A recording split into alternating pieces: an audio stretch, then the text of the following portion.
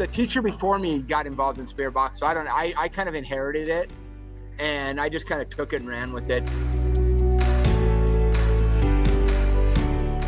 Probably about 8,000, and that's between doing the store and the Spirit Boxes. 5,000 of that 8,000 is from the machines alone. Everything I do is $1. I know my student body that if I put everything at $1, my kids will, if they have $2, they'll buy 2 things. If I put everything at $1.50, I just won't sell as much. It depends on the thing. Like on average, like drinks are all about 50 cents per drink. Anything's over 60 cents for me to buy, I don't buy it. We try to give back to our school.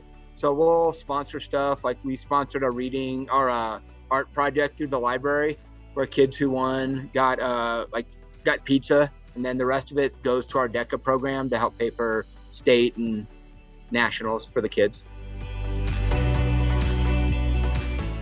Oh, 100%. I think it's an easy way to make money, to fundraise.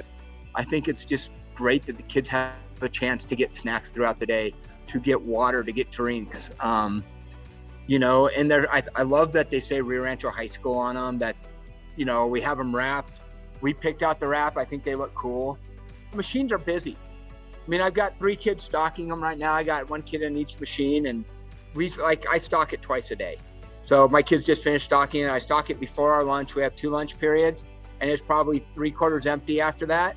And then we restock it after 6th period, and they get everything restocked. And then when we come back in 4th period the next day, they're empty. It's fun to do. And, you get it to the point, they run everything.